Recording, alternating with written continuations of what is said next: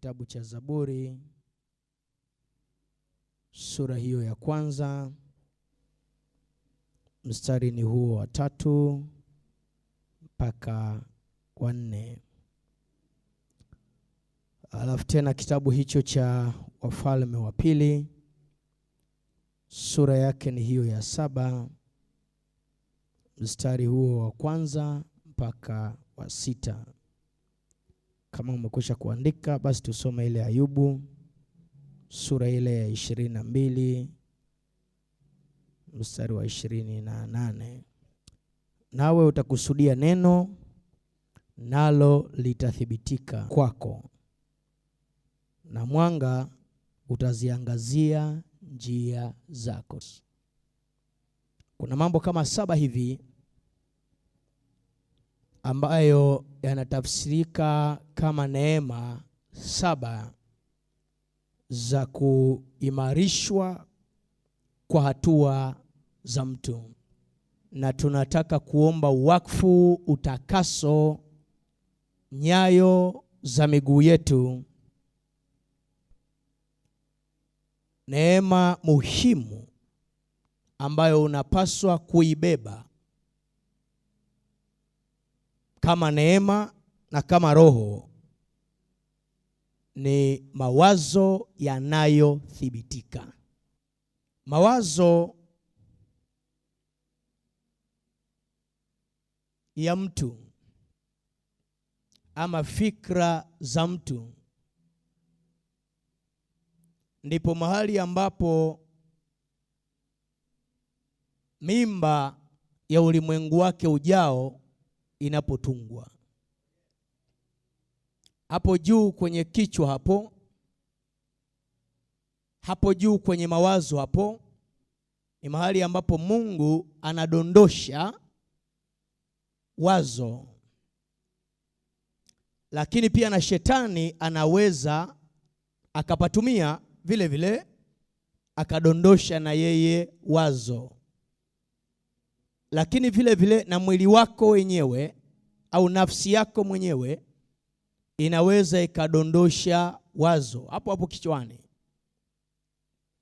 Kwa hiyo kichwa cha mtu unaweza ukakifananisha na bandari, unaweza ukakifananisha na uwanja wa ndege, mahali ambapo mizigo, usafiri, wasafiri kutoka ulimwengu mwingine unafikia hapo. Ingawa mtu wa rohoni ana faida ya kupokea rohoni na nafsini. Unapozungumzia nafsini, unazungumzia kwenye utashi wa mtu, ambako ndiko panapokuwa na mawazo, ndipo kunapokuwa na fikra.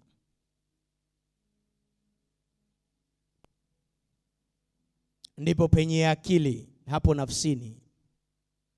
Ingawa mtu wa rohoni ana nafasi ya kupokea kwenye roho yake na nafsi yake, lakini hata yule wa rohoni hataweza kufanya kazi ikasimama, ikadhihirika, ikaonekana mpaka mawazo yake yamehusishwa.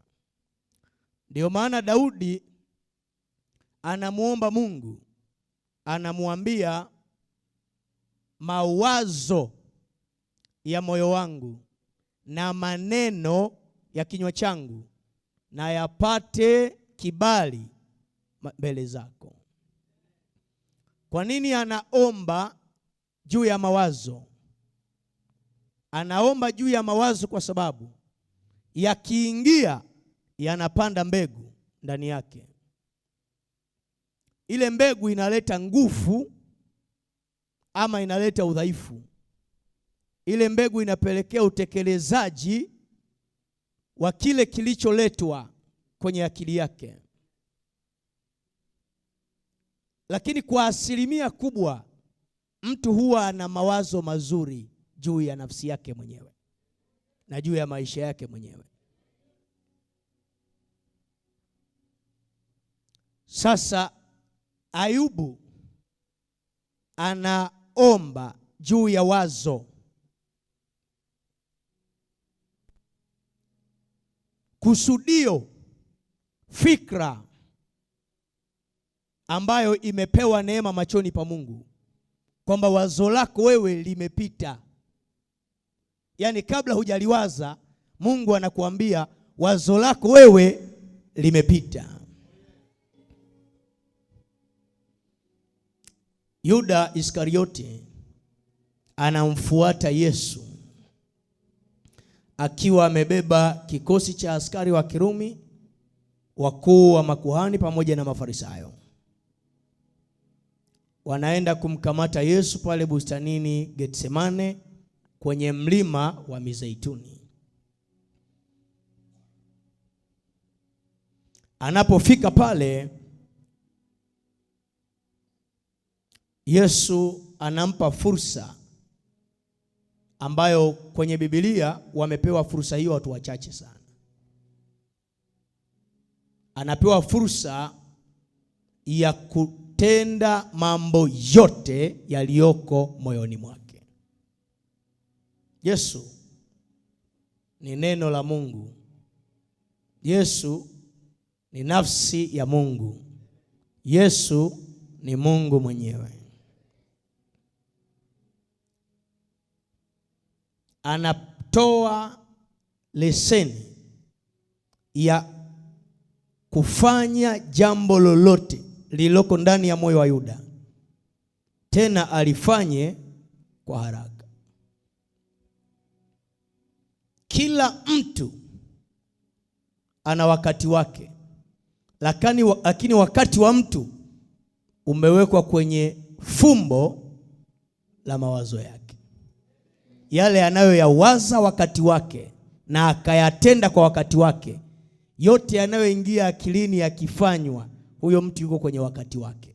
Yaani amefunguliwa malango ya fikra zake zifanye kazi, fikra zake zivae mwili, mawazo yake yatimilike, makusudio yake yawe.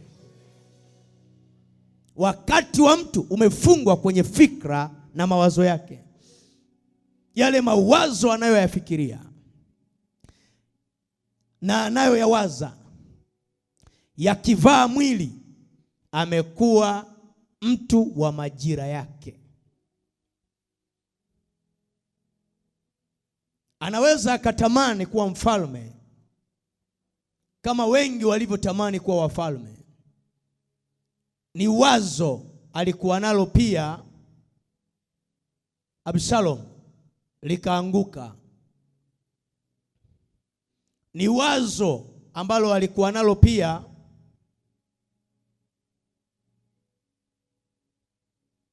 Sauli, la kurithisha ufalme kwa uzao wake baada yake, halikuwa. Ni wazo alilokuwa nalo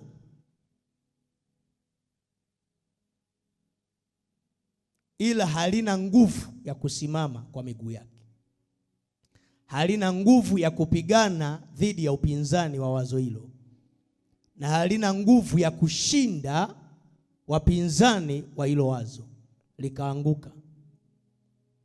Daudi anamwambia Mungu, mawazo ya moyo wangu yapate kibali mbele zako. Yaani uyaruhusu tu.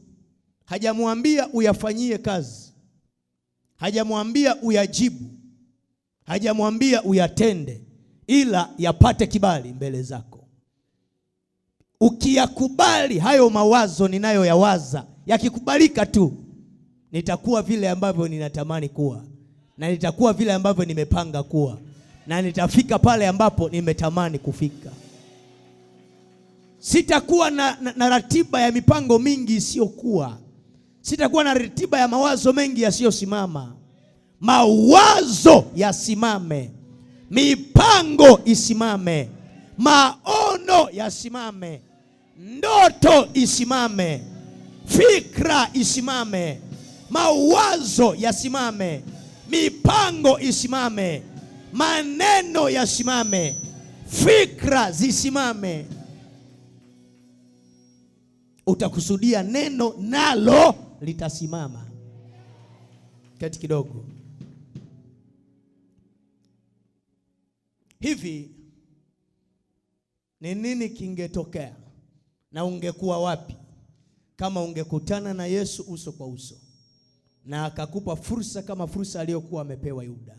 Nimekuambia ni wachache sana kwenye Biblia hii ambao Mungu aliwahi kupitisha mawazo yao yote yaliyoko moyoni yakawa. Kwenye Agano Jipya aliyefanya yote na yakawa mbali na Kristo Yesu Bwana wetu alikuwa ni Paulo mtume. Amefanya yote yaliyokuwa moyoni mwake. Vita nimeipiga, imani nimeilinda, mwendo nimeumaliza. Anasema hayo akiwa hai na akiwa mzima. Vita nimepigana nayo, nimeishinda. Imani nimelinda, sijashindwa. Na mwendo niliokuwa ninaenda, yani kuna mahali alikuwa anaenda kuanzia siku anaamini anakutana na Yesu. Kuna mahali alikuwa anaenda. Kuna mahali alimuomba Mungu afike. Kuna sehemu alimtarajia Mungu ampeleke. Na anashuhudia kwa Wakristo wote, wapagani wote, wapinzani wake wote wa Injili na wa safari yake ya maisha. Familia nzima inasikia. Marafiki wote wanaomfahamu wanamjua. Majirani zote wanaomfahamu. Anaandika, anasema kule nilikokuwa ninasafiri kwenda, ule mwendo niliokuwa ninaenda nimemaliza. Hajasema nimeishiwa nguvu. Akisema nimeishiwa nguvu maana yake hajafika alikokuwa anaenda, ila panatosha. Na anasema sasa nimefika wakati wa kumiminwa. Nimefika wakati wa kumiminwa. Yani wakati wa kumiminwa umemkuta, bado ana nguvu, bado anaongea na ametoa ushuhuda wa maisha yake yote kwamba vita ni kweli nilikuwa nazo, lakini zote nimepigana na nimeshinda. Na imani ile niliyokuwa nayo imelindwa. Na mwendo nilikokuwa ninaenda, nilikuwa naenda mahali kiroho. Nilikuwa naenda mahali kwenye kazi ya Injili. Nilikuwa naenda mahali kwenye wokovu wangu mimi mwenyewe binafsi. Maana kuna Injili na wokovu binafsi ni vitu viwili vinavyojitegemea, usichanganye hapo. Anasema nisije nikawahubiri ninyi halafu mimi nikawa mtu wa kukataliwa. Lakini na mwendo niliokuwa ninaenda wa kufuatia, wa kupiga mbio, maana alikuwa anazungumza. Anasema tujitue mizigo yote inayotulemea na tuweke pembeni kila mzigo unaotulemea na kujitenga na kila dhambi inayotuzinga kwa upesi, kwa sababu tuna wimbi kubwa la mashahidi wanaoshuhudia. Na anasema tupige mbio ili tukikaza mwendo kuifikiria mede ya thawabu, medali ya thawabu kule mbele. Tuache kila kinachotukosesha, kinachotupunguzia mwendo, kinachotuzinga miguuni, kinachotupunguzia mwendo, tukikabili medali. Mede ya thawabu ni medali, is a medal of prize, ni medali ya ushindi. Na anafika anatupa ripoti kwamba alikokuwa anakwenda amefika, na mwendo aliokuwa anauenda ameumaliza. Mtaani ni kwamba amefika Kigoma mwisho wa nini? Mwisho wa reli. Huko alikokuwa anaenda amefanya nini? Yuko hai bado, lakini anasema niliwaza yafuatayo na yote nimeyatimiza. Nilipanga yafuatayo na yote nimeyamaliza. Nilifikiri yafuatayo na yote nimemaliza.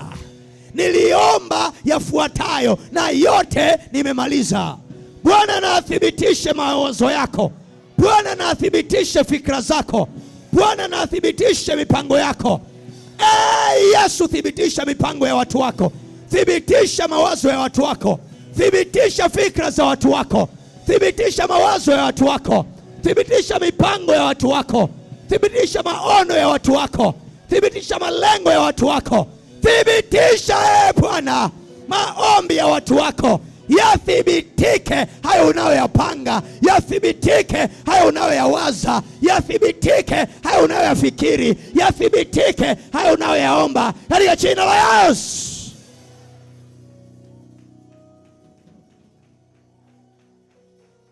Kati kidogo, nasema na mfani hapa. Sema yathibitishe Bwana hayo mawazo, fikra, maono, malengo na mipango yaliyoko kichwani pangu. Yape kibali, usiyakatae. Usiyakatae.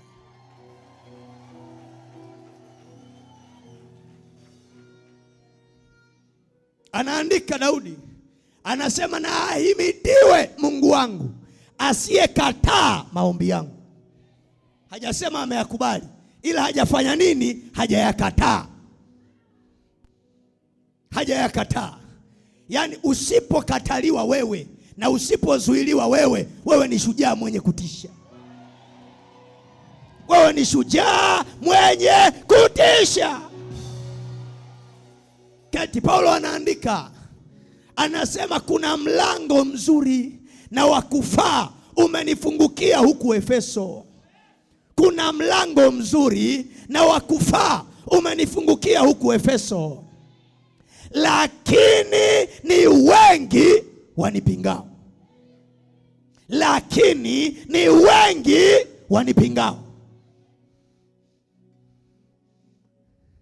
Sasa hakutuambia alitoboaje, ila tunavyosikia alimaliza mwendo. Hawa wanaompinga hapo njiani hakutuambia ilikuwa kuaje. Hakutuambia kivumbi kilikuaje, ila anatuambia mwendo nimemaliza. Utayafikiria yote katika jina la Yesu. Huko unakoenda utafika katika jina la Yesu. Uzao wako unakoenda utafika kwa jina la Yesu. Uzao wako unakoelekea utafika kwa jina la Yesu. Nyumba yako inakoelekea itafika kwa jina la Yesu. Wazo lako naliwe kama silaha. Wazo lako naliwe kama mshale kwenye mkono wa shujaa. Wazo lako naliwe kama lile jiwe kwenye kombeo la Daudi. Wazo lako naliwe kama risasi inayoteremka kwa kasi. Wazo lako naliwe la nguvu lisilokosa kupata hicho inapoliendea katika jina la Yesu.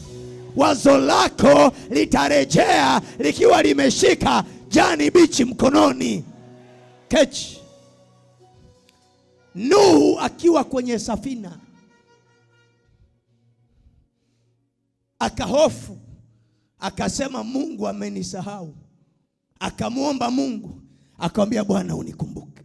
Maandiko anasema Bwana Mungu akamkumbuka Nuhu safinani, akazuia mvua isiendelee kunyesha.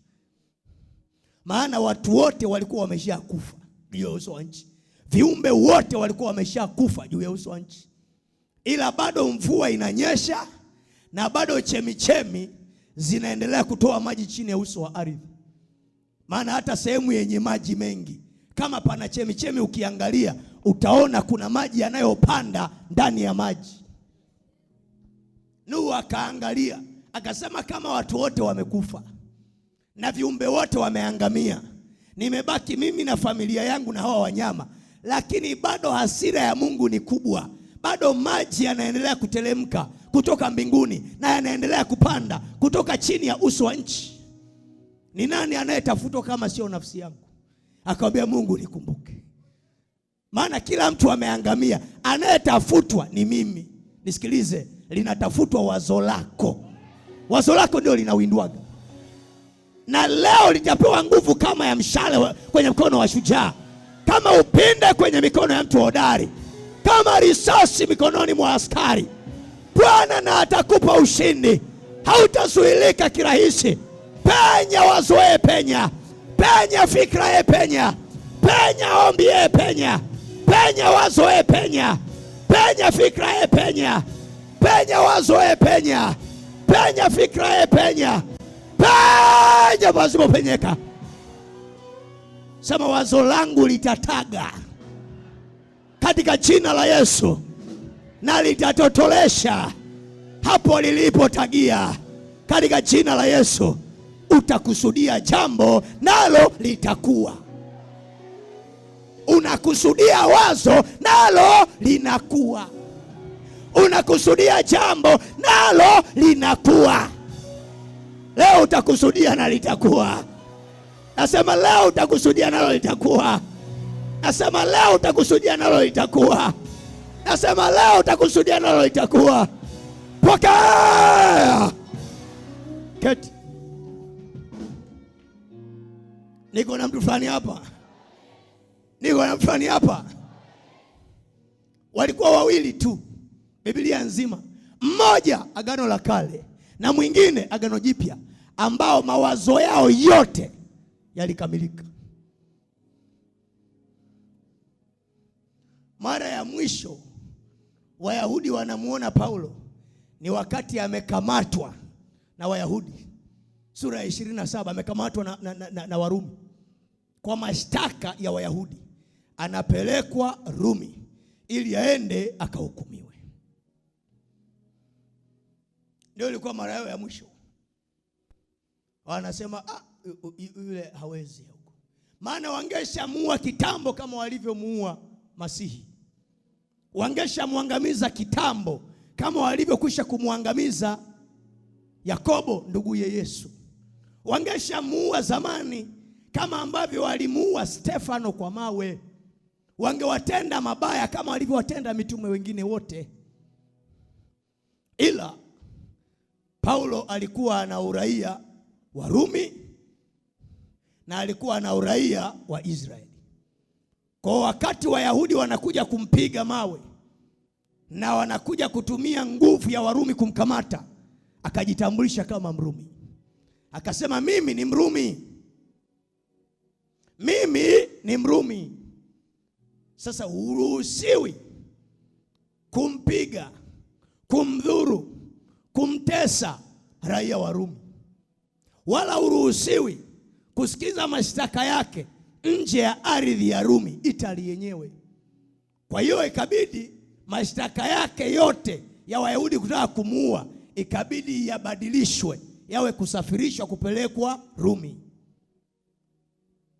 Alikuwa Mrumi kwa sababu baba yake na mama yake hawakuwa Warumi, walikuwa Wayahudi wa kuzaliwa.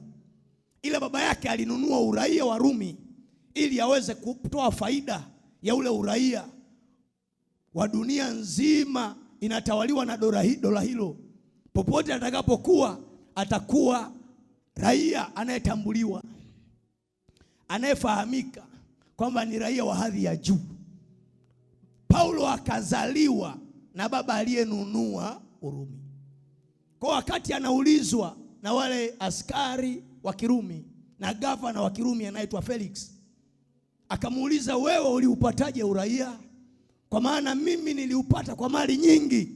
Paulo hakujieleza sana, akasema mimi ni Mrumi wa kuzaliwa. Ni halali kumkamata Mrumi wa kuzaliwa na kumweka chini ya vifungo kama mnavyofanya? Ni halali.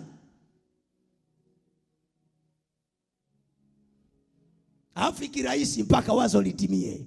Hafiki rahisi mpaka mipango iwe. Hafiki rahisi mpaka yaliyoumbwa yaumbike, yaliyonenwa yaneneke, yaliyopangwa yawe. Hafiki rahisi. Kwa hiyo mara ya mwisho walimuona baada ya kuona Wayahudi wanataka kumuua.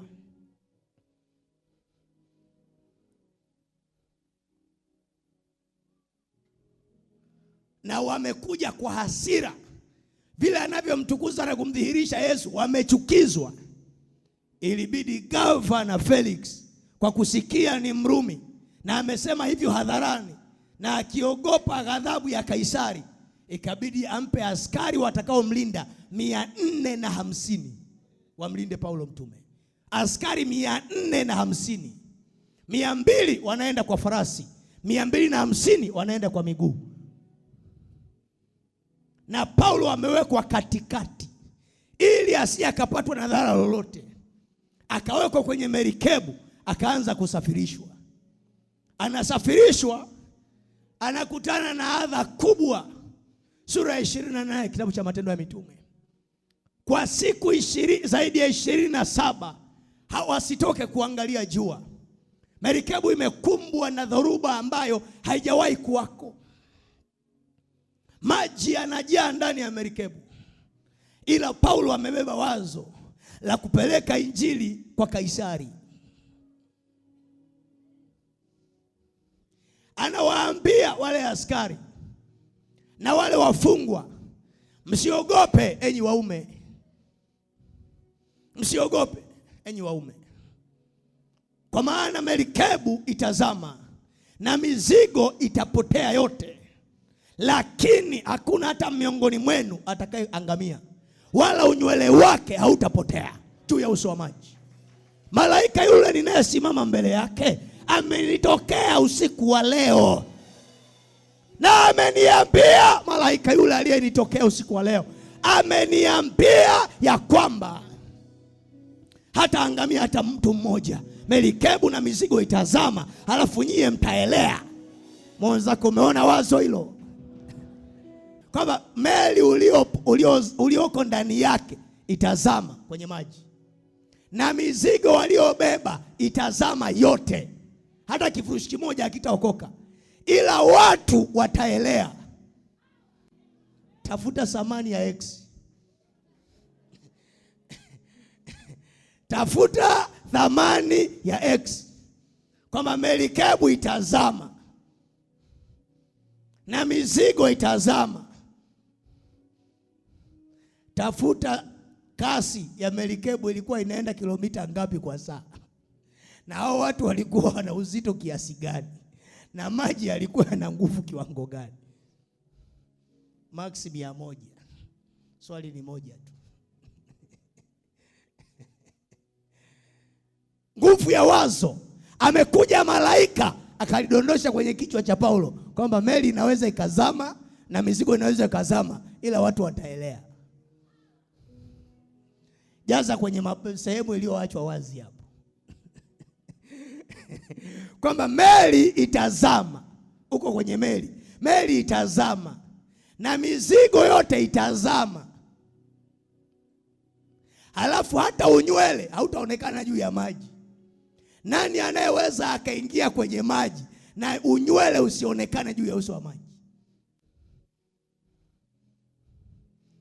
Tengua kitendawili hiki. Unawezaje kuingia kwenye maji? Labda wewe umenyoa upara kabisa, na hata wewe wenyewe kuna uwezekano kuna nywele ilikuwa imejaribu kuota na ikafa kwenye hatua hiyo na ikabaki kichwani. Na hakuna hata unywele mmoja utakaoonekana juu ya uso wa maji. Mtaelea. Malaika amekuja amedondosha wazo, mpango wa Mungu, wazo la Mungu. Mungu na alipe wazo lako nguvu kuanzia leo. Maono ulionayo Mungu na ayape nguvu kuanzia leo. Mpango ulionao Mungu na upe nguvu kuanzia leo. Fikra ulionayo Mungu na ipe nguvu kuanzia leo. Kwa jina la Yesu, wazo lako na liishi, lisizame na maji. Wazo lako na liishi, lisipotee na maji. Wazo lako na lidumu, lisiangamie na maji. Pokea!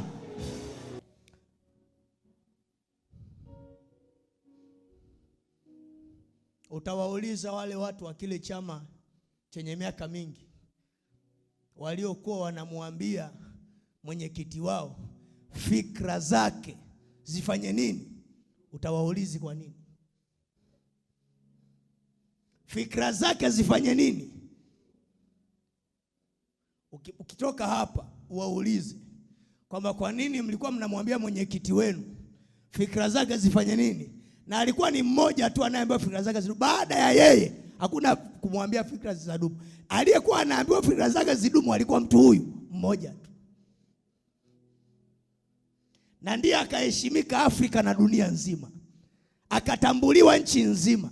Vizazi vyote vinamwenzi na kumheshimu. Watanzania wote walifundishwa wamuombee fikra zake, wakiri fikra zake, watamkie mema fikra zake, sio kazi zake. Kazi zinaweza zikaharibika, barabara zinaweza zikaliwa zikatoboka mashimo tena, mitambo inaweza ikafa iliyofungwa kwenye viwanda mbalimbali inaweza ikafa, taasisi alizoanzisha zinaweza zikafa zisisimame, ila wameombea fikra zake, wametamkia fikra zake, na wamezikiri fikra zake kwamba hizo fikra zifanye nini. Swali, zimedumu hazijadumu? Sasa wewe ni zaidi ya mwenyekiti wa chama, wewe ni mwana wa Mungu aliye hai. Roho wa Mungu anakaa juu yako. Kristo amekufa kwa ajili yako. Neema ya Kristo inaishi ndani yako. Huo mpango ulioko ndani yako, hiyo fikra iliyoko ndani yako, hilo wazo liloko ndani yako, Bwana na alipe uhai wa Roho Mtakatifu, liishi, livae mwili, likae na wewe. Toka! Walimuona mara ya mwisho akiwa yuko kwenye msafara chini ya ulinzi wa askari wa Kirumi 450. Ni askari wengi kiasi gani? 450 wamemweka Paulo chini ya ulinzi, na wakiwa kwenye merikebu, alipowapa maono kwamba Mungu ameniambia meli itazama, Mungu ameniambia mizigo itazama, lakini ninyi hakuna mtu atakayefanya nini? Hakuna mtu atakayezama. Wote mtaelea na nywele yenu, hata moja haitapotea. Askari wakasema huyu ni mjanja, anataka kutoroka. Maandiko yanasema nia ya askari ikawa ni kuwaua wale wafungwa, kwa sababu askari wa Kirumi anaruhusiwa kumuua mfungwa ikiwa mfungwa ana kusudio la kutoroka, kwa sababu chochote kilichotiwa kwenye mikono ya Kaisari kama cha Kaisari ni mali ya Kaisari, na mali ya Kaisari haiibiwi wala haipotei. Kugusa mali ya Kaisari kwa kosa la kuibiwa au kwa kupotea ni kosa la askari kuuawa.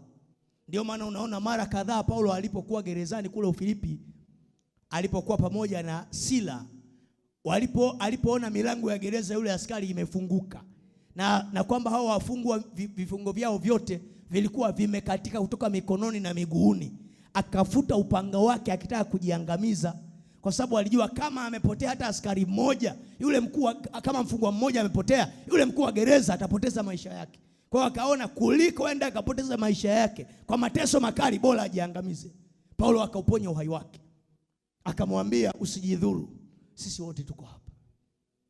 Kwa hiyo ilikuwa ni kosa la kuuawa.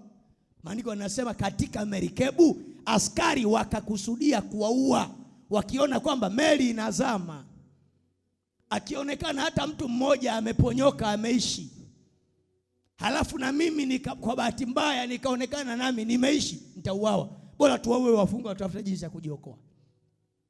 Ila mkuu wa askari alikuwa amesadiki maneno ya Paulo aliyoyasema, akakusudia kumwokoa. Akasema tupe mwongozo tufanyeje. Akasema wanaojua kuogelea askari kwa wafungwa wajitupe majini, waogelee, waende nchi kavu. Bila shaka wale askari wanamwambia mkuu wa askari, tumekuambia, wanataka kutoroka. Sema wote mkanisubiri pale kisiwani. Wasiojua kuogelea kama ulivyonitolea macho, ndivyo walimtolea Paulo macho hivyo hivyo, kwamba na sisi je?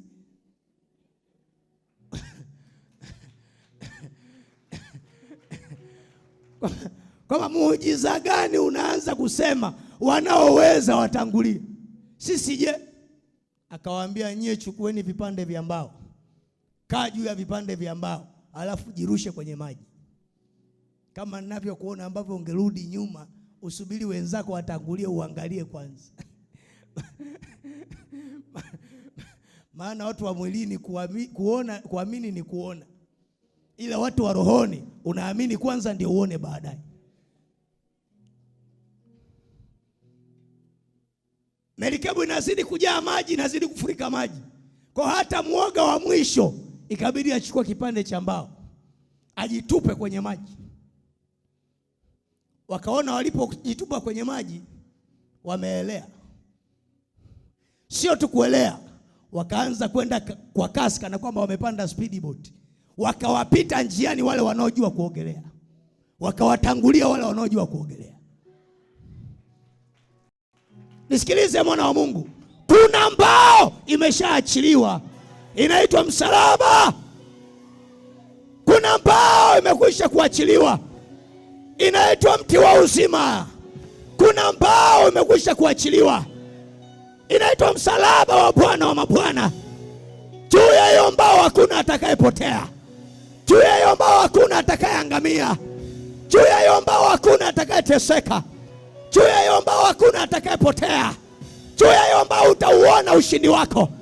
Utawapita wenye kasi. Utawapita waliokutangulia. Utawazidi mwendo wenye uhodari. Utawazidi mwendo wenye nguvu. Utawazidi mwendo wenye neema.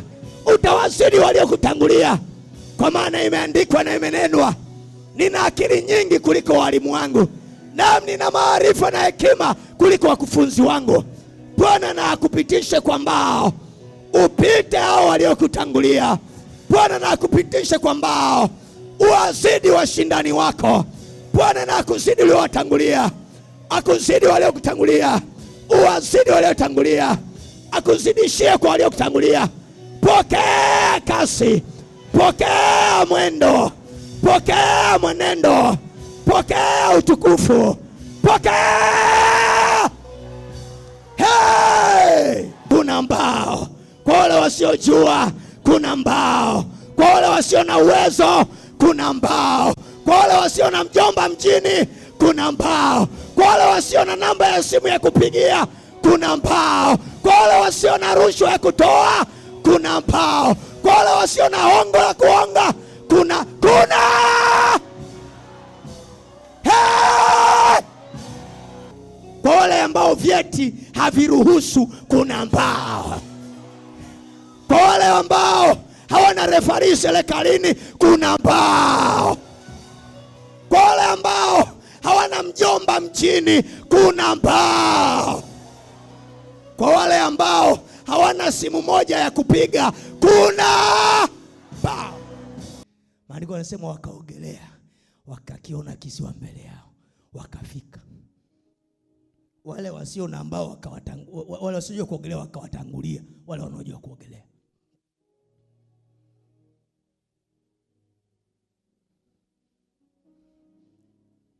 Walipofika wakawakuta wenyeji wa kisiwa kile. Wakaulizia mahali hapa ni wapi? Wakaambiwa panaitwa Melita. Hiki ni kisiwa cha Melita. Andiko nasema watu wakawa wanasikia baridi, wanatetemeka kwa matetemeko makuu. Wakawakokea moto. Paulo mtume naye akaenda akaokota kuni, akaja akaziweka motoni. Maandiko yanasema akatoka nyoka mkali mwenye sumu, akamzingazinga Paulo mkononi. Watu wa kisiwa kile wakasema, haikosi mtu huyu ni muuaji, ndio maana haki haikosi kumtafuta. Haikosi mtu huyu ni muuaji, ndio maana haki haikosi kumtafuta. Angalia, amepona na ajali ya meli, lakini sasa nyoka mkali amemzingazinga kwenye mkono wake.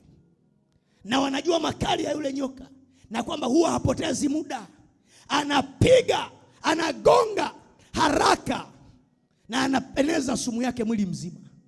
Hapotezi muda. Andiko anasema Paulo akampukusia yule nyoka kwenye moto, akaungua.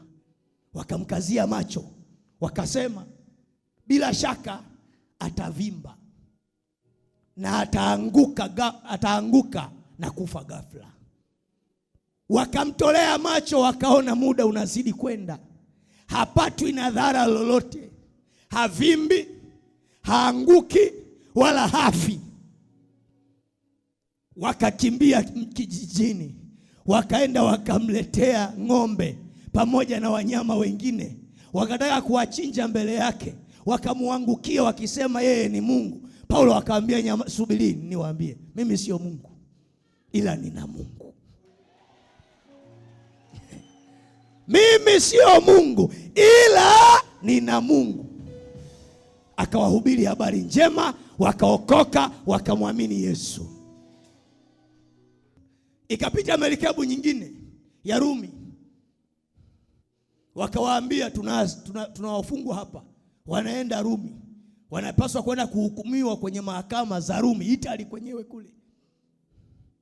Wakawabeba wakawapeleka.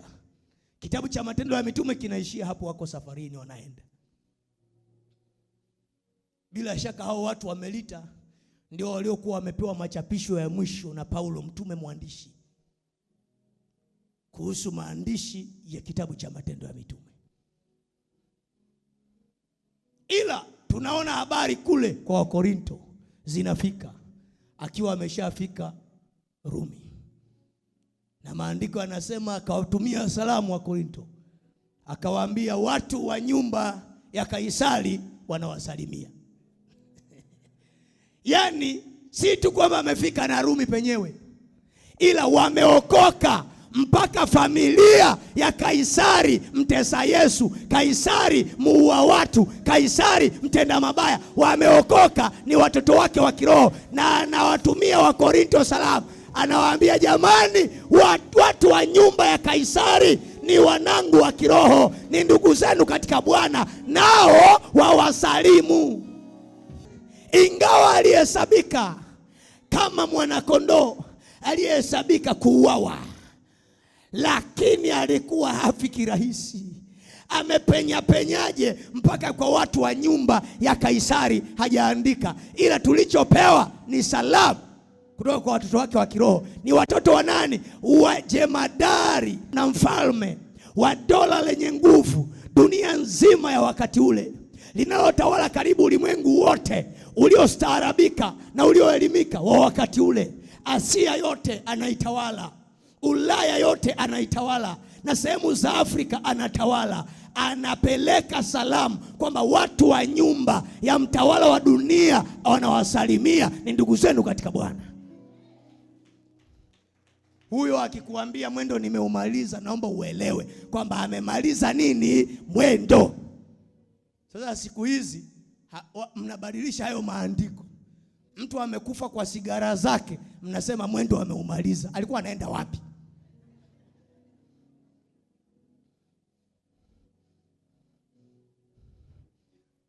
Usitumie tu maandiko, tutafuta mengine. Heri wafu wafao katika Bwana. Kuna kufa na kuna kumaliza mwendo. Kumaliza mwendo ni kwamba yote yaliyoko moyoni mwako yametimia na huna cha kufanya hapa duniani. Hapo umemaliza nini? Mwendo. Ulikuwa una sehemu unaenda, ulikuwa una mahali unaelekea, na kule ulikokuwa unaenda umefika. Ile mipango, yale mawazo, zile fikra ulizokuwa unaishi ili uzitimize, zote zimetimia. Umemaliza nini? Mwendo. Vinginevyo umelala katika Bwana. Maana ambaye analala anategemea kuna siku atafanya nini? Ataamka aendelee na kazi. Kumaliza mwendo kuna sifa tatu. Moja, mipango, malengo na maono Mungu aliyokupa na wewe uliokuwa nayo yatimie. Mbili, umri utimie, usimalizie njiani. Umri utimie, utimize siku za kuishi kwako chini ya uso wa jua. Namba tatu, utembee na Mungu kikamilifu ili usiwe umepata hasara baada ya kuondoka hapa duniani. Hapo umemaliza nini? Mwendo. Kama maono yote hayajatimia, kama umri haujatimia, na kama hujatembea na Bwana kwa ukamilifu wake wote akakutoa, wewe umelala au umekufa katika Bwana. Na miongoni mwenu hakuna atakayekufa.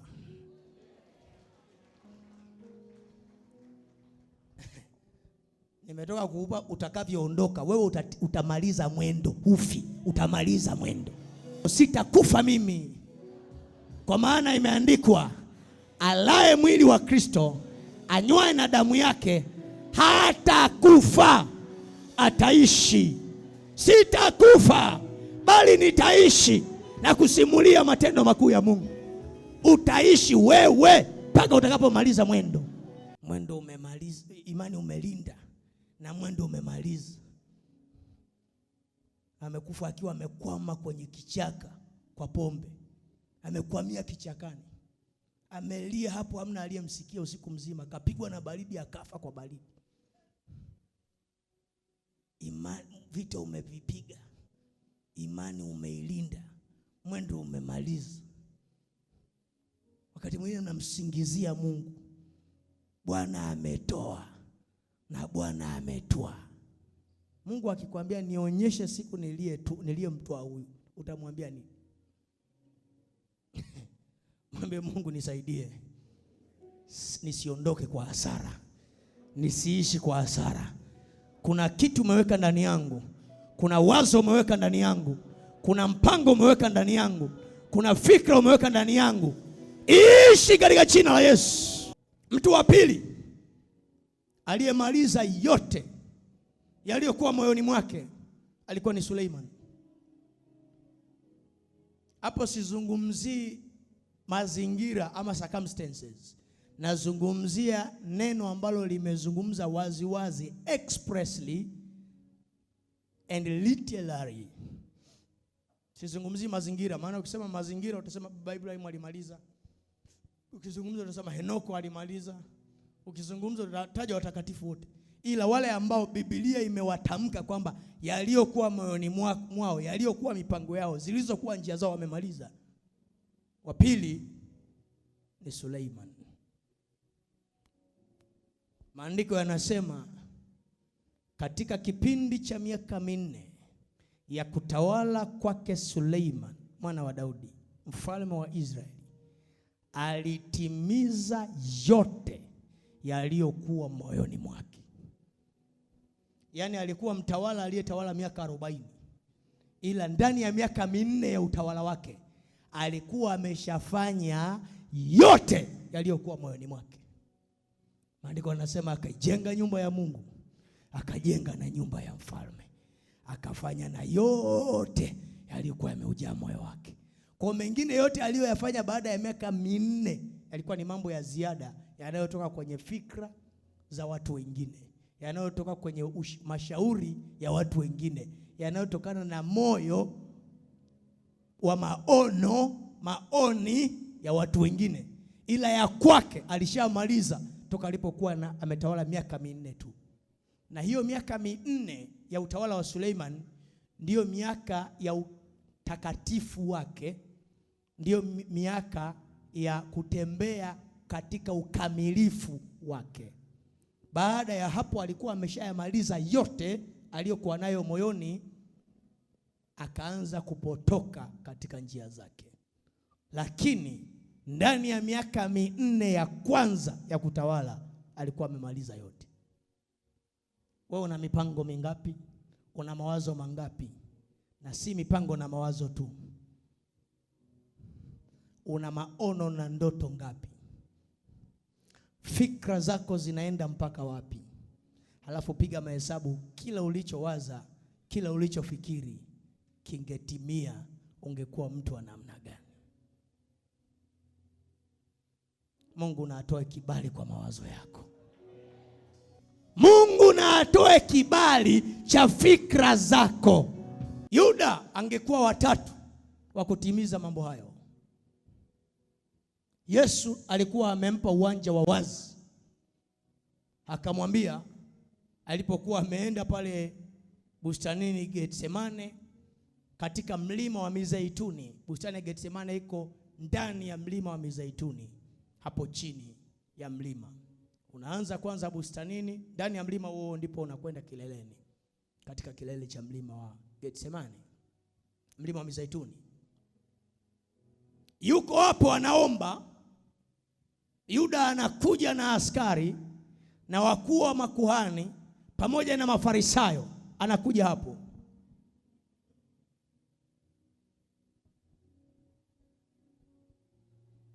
Yesu anamwambia, anampa fursa. Anamwambia fanya yote yaliyoko moyoni mwako na uyafanye kwa haraka.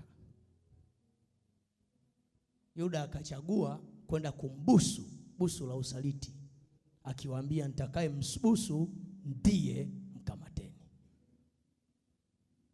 Hivi unajua kuna watu wamejawa na ubaya kiasi ambacho Mungu akiwatokea akawaambia unataka nikufanyie nini? Umepata nafasi ya majibu ya kuombewa.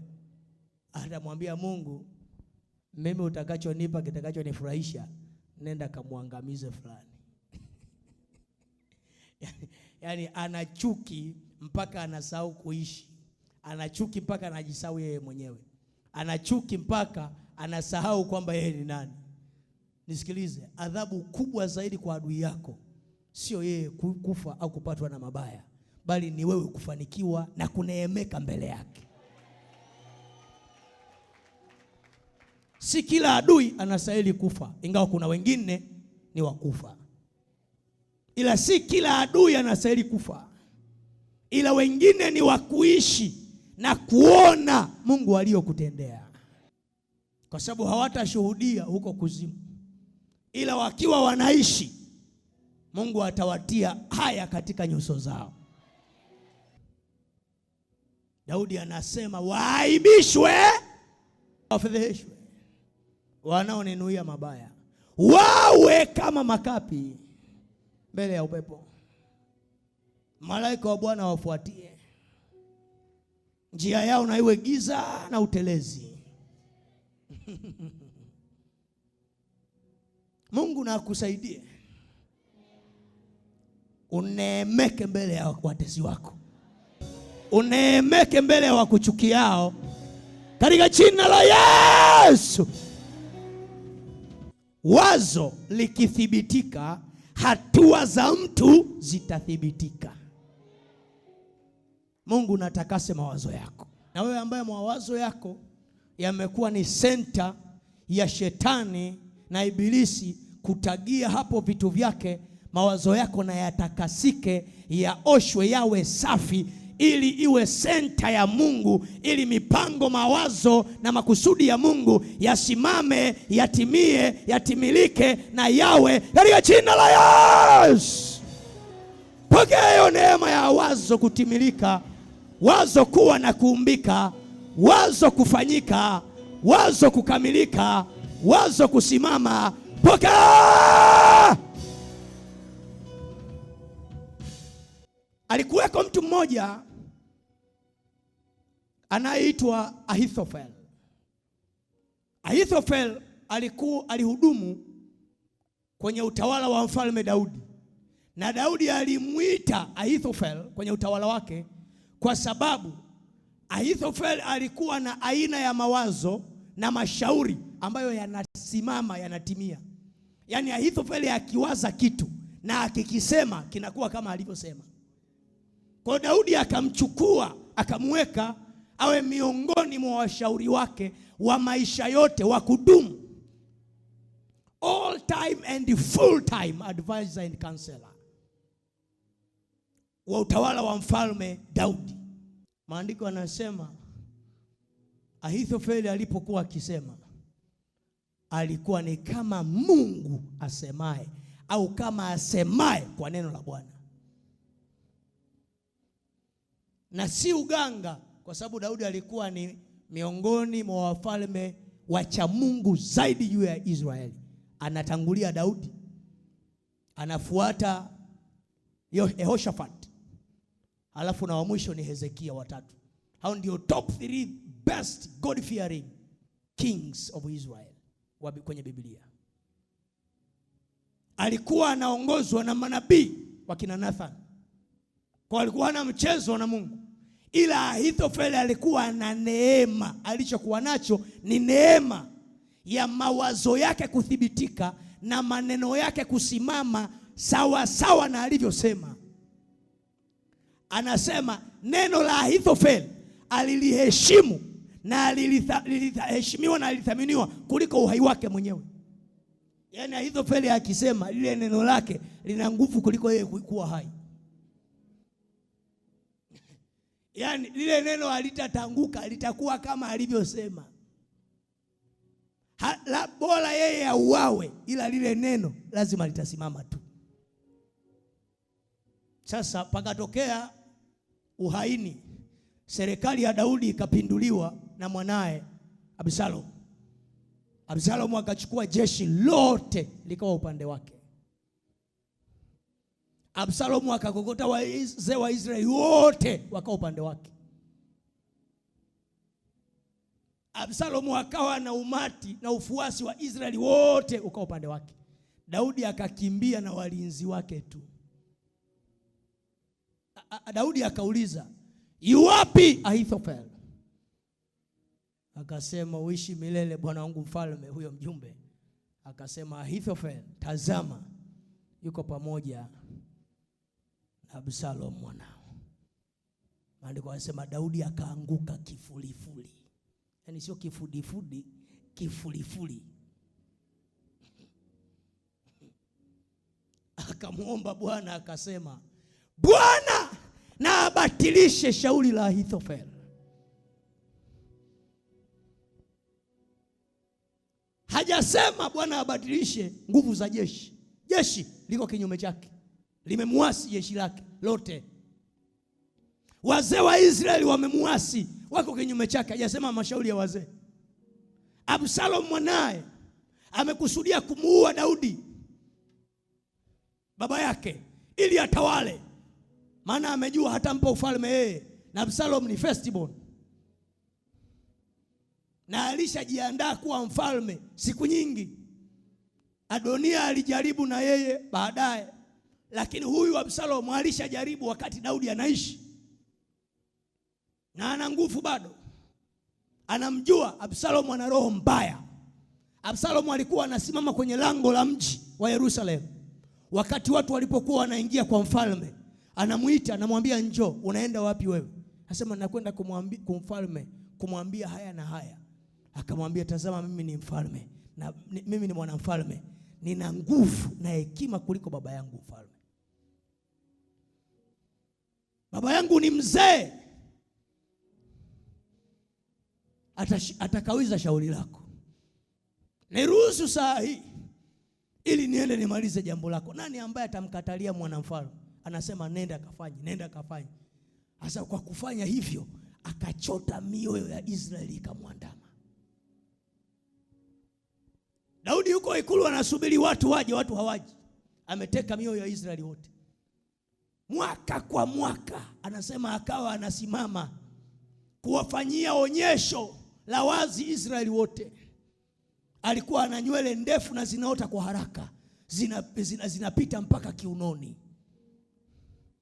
Anasema mwaka kwa mwaka alikuwa anafanya onyesho la kunyolewa kwa nywele zake, na zikapimwa kwenye uzani na zikaonekana ni nzito kuliko nywele za Israeli wote. Vituko hivyo. Anashindanisha nywele na watu. Halafu ana shindano la pili alilokuwa anafanya, shindano la urefu. Maandiko yanasema alikuwa mrefu kuliko wote katika Israeli. Aliye mrefu kuliko wote aliishia begani mwake. Kwa mwaka anasema hamjarefuka tu, anatoka tena. Hamjakuwa bado. Halafu anasema, "Kesho nitakuwa langoni mwa Yerusalemu. Mtakuja. Mkifika mlangoni nitatatua mashauri yenu." Akachota mioyo ya Israeli, akawarubuni hivyo hivyo mpaka askari wote juu ya Israeli mioyo yao ikawaandama. Wakasema, "Babangu ni mzee, mimi ni kijana, nitawatendea mema." Daudi hakuogopa hayo yote, maana alijua nina neema ya kukaa kwenye hiki kiti, nitaendelea kwa kukaa kwenye hiki kiti. Daudi hakupanga vita na mwanae, nina neema nitarudi kwenye hicho kiti. Mungu amenipa hicho kiti, nitakaa kwenye hicho kiti. Ila Daudi aliposikia kwamba Ahithofeli, mtu mwenye shauri, asemea utafsiri, anasema neno la Bwana ambalo lazima litimie. Aliposikia anasema Ahithofeli yuko upande wao, akaanguka chini kifulifuli. Akasema, "Bwana na abatilishe shauri la Ahithofeli." Kuna watu wana vinywa vichafu, wamekunenea maneno machafu, na hayo maneno yameathiri maisha yao, ninatangua maneno yao, ninatangua mashauri yao, ninatia wazimu waganga wao kwa jina la Yesu. Sema yabatilike, yabatilike, yabatilike mashauri ya wabaya.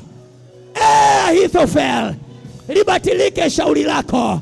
Ahithofeli, lisisimame shauri lako. Ahithofeli, lianguke shauri lako katika jina la Yesu. Andiko anasema akageukia washauri wake, akamwona Abishai, akamwambia wewe na umenifuata. Akasema nimekufuata bwana wangu mfalme. Akamwambia rudi, nenda ukamwangukie Absalom, nenda akamwambie niko upande wako. Akasema hapasha mfalme, siwezi kutenda neno hilo ovu, maana mimi nimekufuata siku zote za maisha yangu. Akasema ukikaa pamoja na mimi utanifaidia nini? Nenda ukaingie, maana na wewe pia umshauri wangu, na Israeli yote inafahamu hivyo pia, kwamba wewe ni mshauri wangu. Nenda ukaingie. Washauri wa mfalme wakiingia na kusii, ukaingia hapo. Ahithofeli aingia hapo, ili Ahithofeli anenapo ukalitangue neno lake. Hey! Mwambie zako sikiliza nikwambie kitu. Mshike bega mwambie sikiliza nikwambie kitu. Nimetumwa na Mungu nibatilishe mashauri ya waovu. Ndio, nimetumwa na Mungu nitie wazimu waganga wao. Nimetumwa na Mungu kuchanganya mipango, kuharibu mipango, kuvunjilia mbali mawazo ya waovu na wabaya katika jina la Yesu. Mimi ndio nimetumwa. Si wanasemaga umetumwa nini? Ndio nimetumwa. Ndio nimetumwa. Nimetumwa nibatilishe mashauri ya wabaya juu ya maisha yako. Nabadilisha mashauri ya waovu juu ya maisha yako. Nabatilisha mashauri ya waganga kinyume chako. Nabatilisha mashauri ya wachawi kinyume chako. Nabatilisha mipango ya waovu iliyopangwa dhidi yako. Nabatilisha mitego yao iliyowekwa kunasa miguu yako. Nabatilisha mawazo ya wabaya yaliyowekwa kinyume chako. Yabatilike katika jina la Yesu. Akamwambia Hushai nenda. Hushai akasema ni kama ulivyosema bwana wangu mfalme, kwa maana neno la Ahithofeli lina nguvu katika Israeli. Asemaye ni kama asemaye kwa neno la Bwana. Nitaenda kama usemavyo, na Mungu wako na awe pamoja na mimi. Akaenda. Alipofika akaingia. Absalomu anamuona anaingia. Anambia Hushai, hata wewe uliyesimama na baba yangu maisha yake yote umemuasi. Anasema, akamwambia wewe ni mwana wa Daudi, kama alivyokuwa baba yako ndivyo alivyokuwa wewe. Kama nilivyokuwa mtumwa wa baba yako, nitakuwa hivyo hivyo mtumwa wako. Nitasimama ili nipate kukuambia vile ambavyo tutatenda. Nitakuambia nitakavyofanya. Nitakushauri vile ambavyo tutamwangamiza kabisa baba yako ili upate kutawala. Akaita washauri wake wote. Alipokuja akamwambia sema. Akasema na aseme kwanza Ahithofeli. Uwezi ukaenda kutangua neno la mtu na unatangulia kuongea. Akasema aseme kwanza Ahithofeli shauri lake, tulisikie. Kama litakuwa jema basi tuende na shauri lake, la halijawa jema nitakupa shauri langu. Ahithofeli akaambiwa niambie tufanye nini? Akasema baba yako ni mzee na hakutarajia uasi huu uliotokea. Ameondoka na walinzi wachache tu. Wametembea, hawakuonekana wakiondoka na chakula kutoka mjini, wala hawakuwa na mavazi, hawakuwa na silaha nyingi. Tuangukie ghafla usiku huu ili twende tukawaangamize kabisa. Kwa maana hakika na kuambia, anamwambia Absalom aliyeshumu ufalme, hakika na kuambia pakipambazuka baada ya usiku wa leo, hutamweza tena Daudi, kwa maana ni mtu wa vita toka ujana wake, na ni hodari na ni shujaa. Pakikucha mpaka asubuhi hujamwangusha, ole wako. Absalomu akasema, neno hilo mnalionaje? Watu wote wakasema, ndivyo kama alivyosema. Na Absalomu, maandiko anasema neno hilo pia likawa jema machoni pa Absalomu. Hushai akasema, kunradhi. Mwambie zako kwenye marafiki zako na mtu wangu.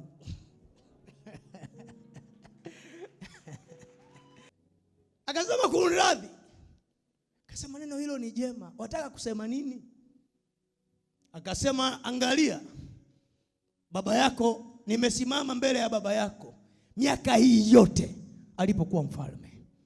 Nimeufahamu uso wa baba yako, vile alivyoondoka katika Yerusalemu na alipokuwa akikimbia akiuponya uhai wake.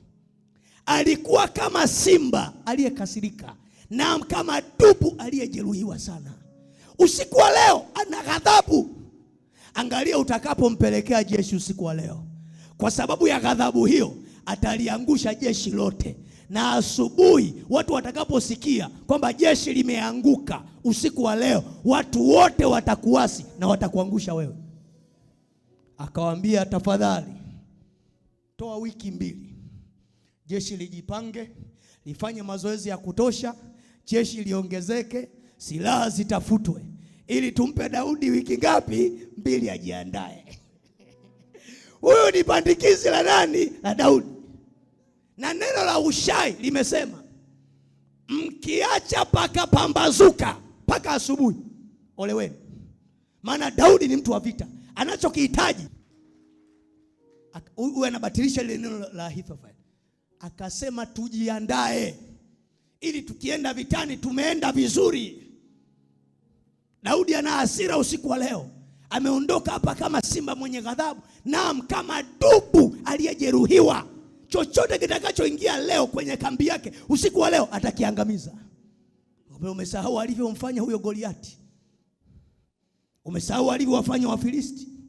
Umesahau alivyowafanya maadui zake wote. Ndivyo atakavyotufanya usiku wa leo tukienda. Ila tujiandae, tufanye mazoezi.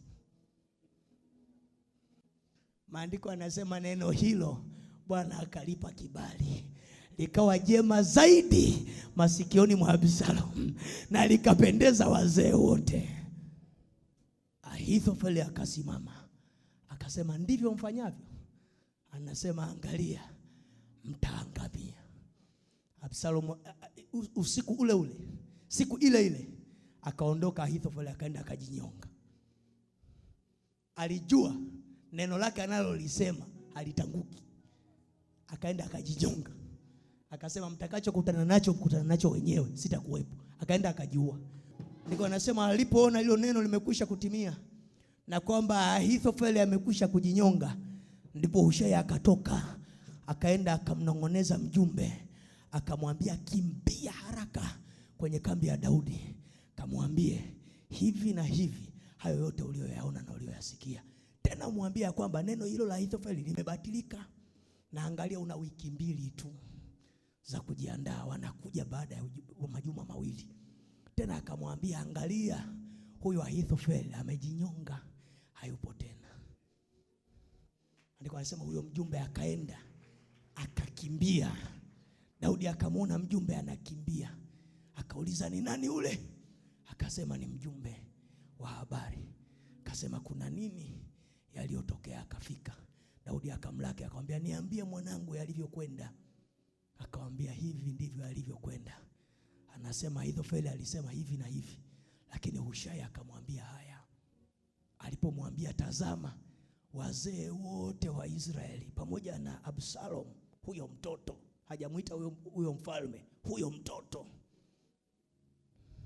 na yeye ameyakubali maneno hayo aliyoyasema mjumbe wako.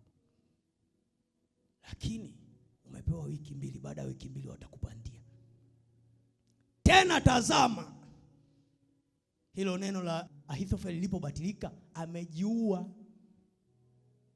Maandiko anasema Daudi akaanguka tena. Sasa hivi si kifudifudi, kifudifudi, akamshukuru Mungu. Akasema vita imefanya nini? Imeisha. Sikiliza, wazo likiondolewa hakuna mtu. Wazo likiondoka hakuna mtu. Ndio maana anasema huyabatilisha mawazo ya waovu na fikra za wabaya, na tena anawatia wazimu waganga wao.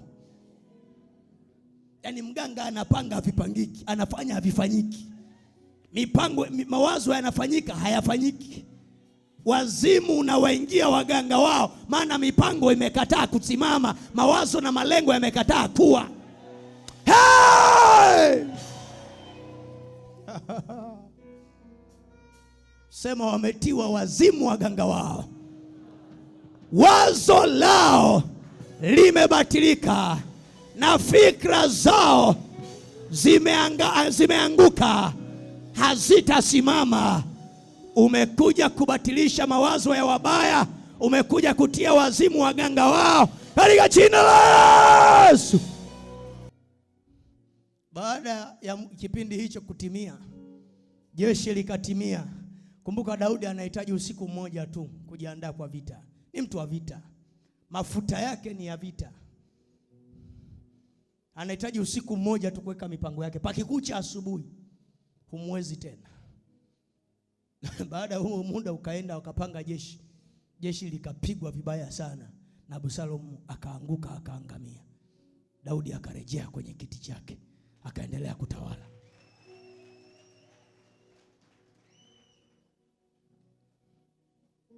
Wazo lako lina uthibitisho wa hatua zako. Ninaliombea wazo lako lisimame. Na mawazo ya wabaya yana kamba za miguu yako, na yabatilisha mawazo yao katika jina la Yesu. Mikono yako juu ya kichwa chako. Sema, Bwana ninakushukuru kwa sababu ya zawadi ya fikra na wazo, maono, ndoto na mipango. Bwana wa majeshi, Mungu wa miungu, Jehova ndilo jina lako, mfalme wa wafalme, Bwana wa amani, Mungu wa miungu. Nimekushukuru, nimekutegemea, nimekutarajia katika jina la Yesu. Yesu, Bwana, takasa mawazo yangu. Naomba osha kwa damu yako fikra zangu. Naomba takasa fikra zangu. Na kusihi osha maisha yangu. Na kuomba takasa akili yangu.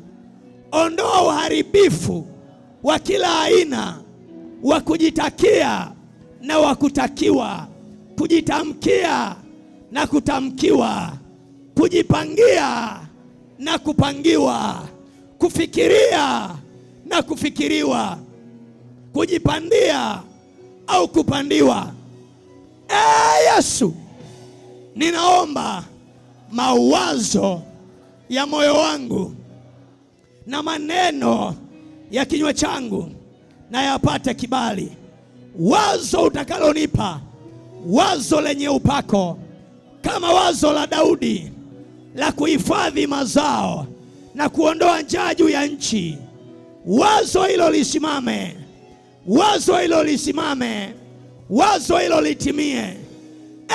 Yesu, nipe wazo linalotimia, nipe mipango inayosimama. Ikiwa ni mwezi wa 3, hatua za maisha yangu na za miguu yangu zithibitike kichwani pangu na mikononi mwangu.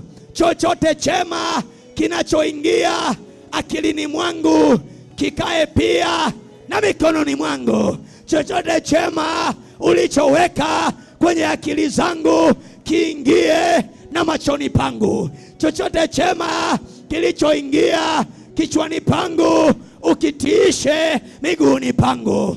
Wazo langu lilingane na akili yangu, ilingane na matokeo yake katika jina la Yesu. Tandika makofi, ombea wazo lenye kuvaa mwili, Wazo hilo ligeuke kuwa ulimwengu wako. Wazo hilo ligeuke kuwa miguu yako. Wazo hilo ligeuke kuwa mikononi mwako. Ligeuke alishi mikononi mwako. Ligeuke nchi miguuni pako.